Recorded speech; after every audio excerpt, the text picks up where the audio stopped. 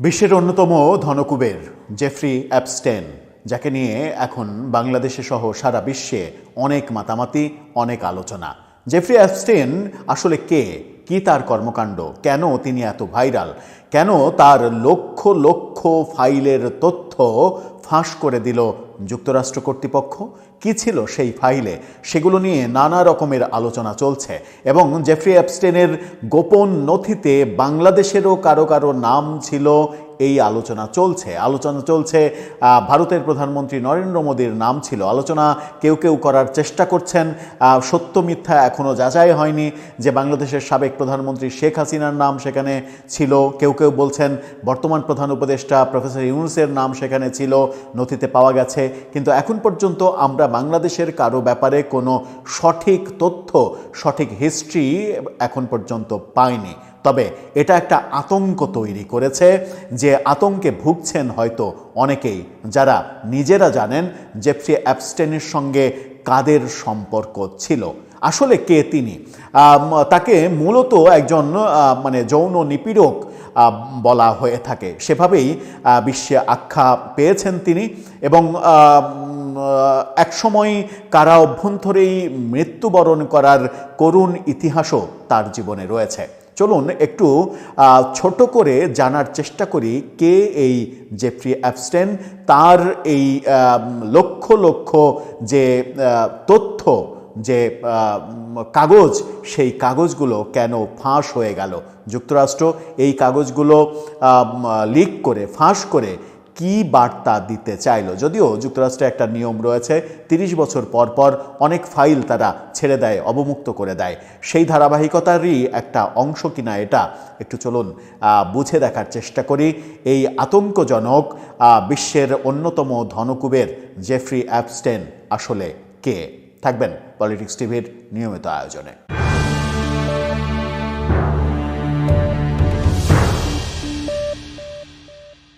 দর্শক, বলছিলাম জেফ্রি অ্যাপস্টেনের কথা। আসলে তিনি কে? সম্প্রতি বিবিসি বাংলা এটা নিয়ে একটা প্রতিবেদন তৈরি করেছে, বিশাল প্রতিবেদন। সেখান থেকে আমরা যে তথ্যগুলো পাচ্ছি, সেই তথ্যগুলো যদি আমরা একটু সংক্ষেপে বলার চেষ্টা করি, তাহলে চলুন বিবিসি যেভাবে লেখাটা শুরু করেছিল সেভাবেই একটু শুরু করি, তারপরে অন্য আলোচনায় যাই। আমি যৌন শিকারী নই, আমি একজন যৌন অপরাধী। 2011 সালে নিউ ইয়র্ক পোস্টকে বলেছিলেন জেফ্রি অ্যাপস্টেন। এটি একজন খুনি আর একজন বেগেল বা চোরের পার্থক্য, এক ধরনের বেকারি পণ্য বেগেলকে বলা হয়, এটার পার্থক্য বলা হচ্ছে এখানে। জামিনের সুযোগ ছাড়াই যৌন অপরাধের অভিযোগে বিচারের জন্য অপেক্ষারত অবস্থায় 2019 সালের 10 আগস্ট নিউ ইয়র্কের একটি কারাগারে মৃত্যু হয় জেফ্রি অ্যাপস্টেনের। কারাগারে মৃত্যুর করুণ পরিণতি তার জীবনে নেমে আসে 2019 সালের 10 আগস্ট। একজন অপ্রাপ্তবয়স্ককে যৌনকর্মে বাধ্য করা সংক্রান্ত ঘটনায় যৌন অপরাধী হিসেবে তালিকাভুক্ত করা হয়েছিল তাকে। ওই অপরাধেই তিনি কারাগারে ছিলেন। তার বিরুদ্ধে যৌনতার জন্য অপ্রাপ্তবয়স্ক মেয়েদের একটি বিশাল নেটওয়ার্ক চালানোর অভিযোগ আনা হয়েছিল, তবে তিনি নিজেকে নির্দোষ দাবি করেন। সম্প্রতি আমেরিকার একটা রাজ্যের যিনি মেয়র হয়েছেন, সামদানি, সেই মেয়রের মা চলচ্চিত্র নির্মাতা মীরা নায়ার, তারও নাম শোনা যাচ্ছে এই জেফ্রি অ্যাপস্টেনের নথিতে। তার নামও আছে, তার সঙ্গেও সম্পর্ক ছিল, এরকম খবরও পাওয়া যাচ্ছে। গত বছরের নভেম্বরে মার্কিন কংগ্রেসের উভয় কক্ষই অ্যাপস্টেন ফাইলস ট্রান্সপারেন্সি অ্যাক্ট অনুমোদন করে।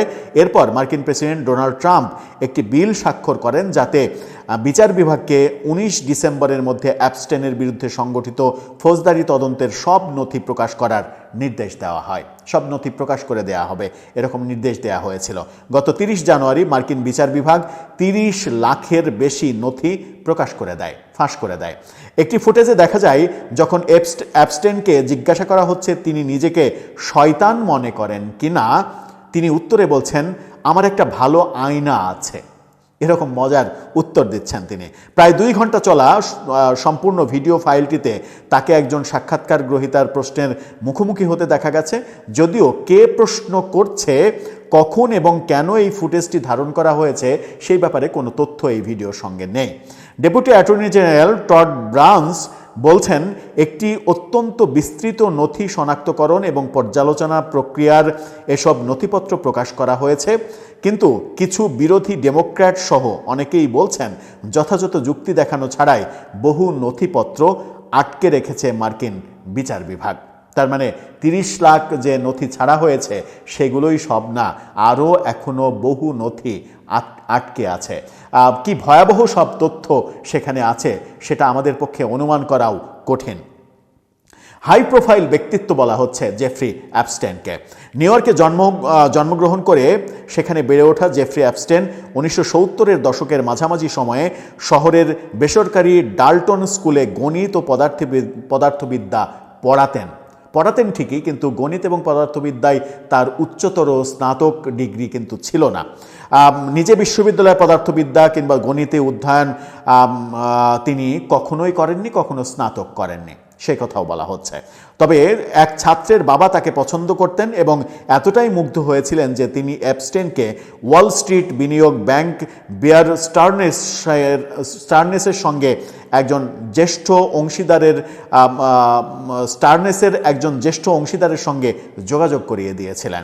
4 বছরের মধ্যে সেখানে অংশীদার হন অ্যাপস্টেন। 1982 সালের মধ্যে তিনি তার নিজস্ব সংস্থা জে অ্যাপস্টেন অ্যান্ড কং গড়ে তোলেন। কোম্পানিটি তার গ্রাহকদের $1 বিলিয়ন বেশি মূল্যের সম্পদ পরিচালনা করে তাৎক্ষণিকভাবে সাফল্য অর্জন করে। ফ্লোরিডার একটি প্রাসাদ, নিউ মেক্সিকোতে একটি খামার এবং নিউ ইয়র্কের বিশাল বড় ব্যক্তিগত বাড়ি, সেলিব্রিটি, শিল্পী ও রাজনীতিবিদদের সঙ্গে মেলামেশা ইত্যাদির পেছনে অ্যাপস্টেন তার সম্পদ ব্যয় করতে শুরু করেন। অর্থাৎ তার আড্ডা দেয়া, সেলিব্রিটিদের সঙ্গে, রাজনীতিবিদদের সঙ্গে আড্ডা দেওয়া এবং খুবই কম বয়সী তরুণীদের, নারীদের, এমনকি শিশুদের সঙ্গেও শারীরিক সম্পর্ক তৈরি করার যে তার চেষ্টা এবং তার ইতিহাস, সেটার কারণেই তিনি ইতিহাসে বিখ্যাত না হয়েছেন কুখ্যাত। এবং সেই কারণেই তার ফাইলে, মানে তার ফাঁস হওয়া নথিতে কারো নাম সংযুক্ত হলেই তাকে এই ধরনের কর্মকাণ্ডের মানুষ হিসেবেই ট্রিট করা হয় সারা বিশ্বে। আমি জেফকে 15 বছর ধরে চিনি, অসাধারণ মানুষ। 2002 সালে অ্যাপস্টেন সম্পর্কে নিউ ইয়র্ক ম্যাগাজিনকে বলেছিলেন মার্কিন প্রেসিডেন্ট ডোনাল্ড ট্রাম্প, এবং মার্কিন প্রেসিডেন্ট ডোনাল্ড ট্রাম্পের সঙ্গে অ্যাপস্টেনের ছবিও কিন্তু প্রকাশিত হয়েছে। তার সঙ্গে থাকতে অনেক মজা লাগে, বলা হয় সে আমার মতোই সুন্দরী নারীদের পছন্দ করে, যাদের অনেকেই তরুণী বয়সী। এতে কোনো সন্দেহ নেই জেফ্রি তার সামাজিক জীবনটা উপভোগ করেন। অর্থাৎ ডোনাল্ড ট্রাম্প অকপটে বলেছেন যে সে আমার মতোই মেয়েদের পছন্দ করে, তরুণীদের পছন্দ করে, সে নিজের মতো উপভোগ করতে চায়, এবং তাকে বলা হচ্ছে যে তার মানে সামাজিক জীবনটা উপভোগ্য একটা জীবন। এভাবেই ডোনাল্ড ট্রাম্প, বর্তমান আমেরিকার প্রেসিডেন্ট, সেই সময় বর্ণনা করেছিলেন। সেই সালটা ছিল 2002 সাল। পরে অবশ্য প্রেসিডেন্ট ট্রাম্প বলেছিলেন অ্যাপস্টেন প্রথমবার গ্রেপ্তার হওয়ার কয়েক বছর আগে 2000 সালের গোড়ার দিকে তাদের দুজনের মধ্যে বিরোধ হয়েছিল। তিনি অ্যাপস্টেনের সঙ্গে কোনো অন্যায়ে জড়িত থাকার কথা বরাবরই অস্বীকার করে থাকেন। হোয়াইট হাউস জানিয়েছে ট্রাম্প একবার কয়েক দশক আগে তার নারী কর্মীদের সঙ্গে খারাপ ব্যবহার করার জন্য অ্যাপস্টেনকে তার ক্লাব থেকে বের করে দিয়েছিলেন। অর্থাৎ ট্রাম্পের সঙ্গে অ্যাপস্টেনের খুবই ঘনিষ্ঠ সম্পর্ক ছিল এক সময়। ট্রাম্প নিজেই বলেছেন অ্যাপস্টেন তার মার-এ-লাগো বিচ ক্লাব স্পাতে কাজ করা তরুণীদের চুরি করেছিলেন। একবার যখন সে এটা করে, এটাই তার শেষ চুরি ছিল।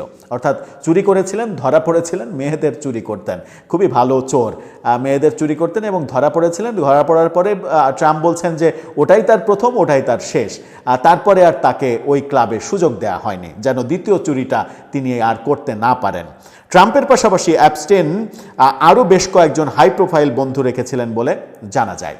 কারা তারা? অ্যাপস্টেন 2002 সালে সাবেক মার্কিন প্রেসিডেন্ট বিল ক্লিন্টন, অভিনেতা কেভিন স্পেসি ও ক্রিস টাকারকে একটি কাস্টমাইজড প্রাইভেট জেটে আফ্রিকায় নিয়ে গিয়েছিলেন।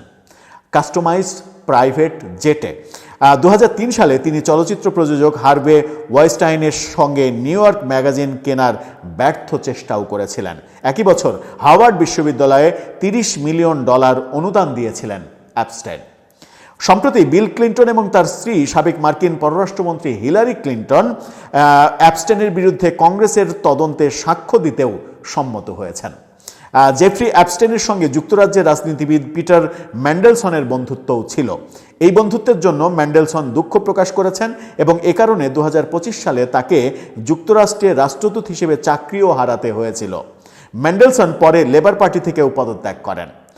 ম্যান্ডেলসনের বিরুদ্ধে 2009 সালে অ্যাপস্টাইনকে সংবেদনশীল সরকারি তথ্য পাচারের অভিযোগ ওঠার পর যুক্তরাজ্যের পুলিশ সরকারি অফিসে অসদাচরণের অভিযোগ পর্যালোচনা করেছিল। অ্যাপস্টাইন ফাইলের তথ্য অনুসারে ম্যান্ডেলসন ইইউ থেকে 500 বিলিয়ন ইউরোর বেল আউটের আগাম নোটিশ দিয়েছিলেন অ্যাপস্টাইনকে, যাতে তিনি ইউরো বাঁচাতে পারেন। অর্থাৎ ইউরো রেটের গোপন খবর তিনি দিয়েছিলেন যেন ইউরোগুলো তিনি বাঁচাতে পারেন তার কারিশমা দিয়ে। কিছু উচ্চপদস্থ বন্ধুত্ব থাকা সত্ত্বেও অ্যাপস্টাইন তার জীবনে অনেক কিছুই ব্যক্তিগত রাখার চেষ্টা করেছিলেন। অর্থাৎ সবাইকে তিনি সব কিছু বলতেন না, অনেক কিছুই নিজের মধ্যে গোপন রাখতেন। জানা যায় তিনি সামাজিক অনুষ্ঠান এবং রেস্তোরাঁয় ডিনার করা এড়িয়ে চলতেন। স্বাভাবিকভাবে কোনো সামাজিক অনুষ্ঠান, রেস্তোরাঁয় যে ডিনার করা, এখানে আড্ডা দেওয়া, ওখানে আড্ডা দেওয়া, বাইরের যে জীবন সেগুলো তিনি অ্যাভয়েড করতেন। তিনি মিস সুইডেন বিজয়ী ইভা অ্যান্ডারসন ডুবিন এবং প্রকাশক রবার্ট ম্যাক্সওয়েলের মেয়ে গিসলাইন ম্যাক্সওয়েলের মতো নারীদের সঙ্গে প্রেমে জড়ালেও তাদের বিয়ে করেননি। টিফানি অ্যান্ড কংয়ের সাবেক সিইও রোজা মংটন 2003 সালের একটি নিবন্ধের জন্য ভ্যানিটি ফেয়ারকে বলেছিলেন অ্যাপস্টাইন খুবই রহস্যময় এবং একটি ক্লাসিক আইসবার্গ ছিলেন। আপনার মনে হবে আপনি তাকে চেনেন, কিন্তু এবং তারপর আপনি পেঁয়াজের খোসার আরেকটি আবরণ খুলে দেখেন এর নিচেও অসাধারণ কিছু আছে। মংটন বলেছিলেন আপনি যা দেখেন তা আপনি পান না। অর্থাৎ পেঁয়াজের খোসা একটার পর একটা ছাড়ালে যেমন ভেতরে আরও নতুন রহস্য বেরোয়, আরও নতুন রহস্য বেরোয়, অ্যাপস্টাইনের চরিত্রও সেরকম। আপনি পেঁয়াজের খোসা ছাড়াতেই থাকবেন, একটা করে খোসা ছাড়বেই, কিন্তু আপনি রহস্য ভেদ করতে পারবেন না যে একেবারে এই ভেতরে কি আছে, কোন মধুটা লুকিয়ে আছে। অ্যাপস্টাইনের চরিত্রটা সেরকম রহস্যময় চরিত্র ছিল। দোষী সাব্যস্তকরণের যে ব্যাপারটা, অ্যাপস্টাইনকে কখন দোষী সাব্যস্ত করা হলো? 2005 সালে 14 বছর বয়সী এক মেয়ের বাবা মা ফ্লোরিডার পুলিশকে জানান অ্যাপস্টাইন তার পাম বিচের বাড়িতে তার মেয়েকে যৌন নির্যাতন করেছেন। পুলিশ তল্লাশি করে পুরো বাড়ি জুড়ে মেয়েদের ছবি খুঁজে পায়। মানে যে বাড়িতে তল্লাশি করেছিল সেই বাড়িতে শুধু মেয়েদের ছবি আর মেয়েদের ছবি। তিনি নারী ছাড়া আর কিছু বুঝতেন না, নারী নিয়েই ডুবে থাকতেন। যেহেতু তার অর্থবিত্তের কোনো সীমা পরিসীমা ছিল না, সেই কারণেই তিনি ওই যে ডোনাল্ড ট্রাম্প যেটা বলেছেন, তিনি খুবই উপভোগ্য জীবন বেছে নিয়েছিলেন। সামাজিকভাবে তিনি জীবনকে উপভোগ করতে চাইতেন। মায়ামি হেরাল্ড জানিয়েছে অপ্রাপ্তবয়স্ক মেয়েদের উপরে নির্যাতন বহু বছর আগের ঘটনা। পাম বিচের পুলিশ প্রধান মাইকেল রেটার সংবাদপত্রকে বলেছেন তিনি বলেছিলেন জাতীয় পরিস্থিতি ছিল না, সবাই মূলত একই গল্প বলেছিল। অর্থাৎ যত সাক্ষী পাওয়া গিয়েছিল অ্যাপস্টাইনের বিরুদ্ধে সবাই একই ধরনের গল্প বলেছিল। অ্যাপস্টাইন সাধারণত কম বয়সী মেয়েদের প্রতি আসক্ত ছিলেন। তিনি কখনো মেয়েদের বিষয়ে গোপনীয়তা রাখেননি। অ্যাপস্টাইনের মামলা যখন আদালতে উঠতে শুরু করে সেই সময় কলামিস্ট মাইকেল উলফ 2007 সালে নিউ ইয়র্ক ম্যাগাজিনকে বলেছিলেন এক পর্যায়ে যখন তার সমস্যা শুরু হয়েছিল তখন তিনি আমার সঙ্গে কথা বলেছিলেন এবং বলেছিলেন কি বলবো, আমি অল্প বয়সী মেয়েদের পছন্দ করি।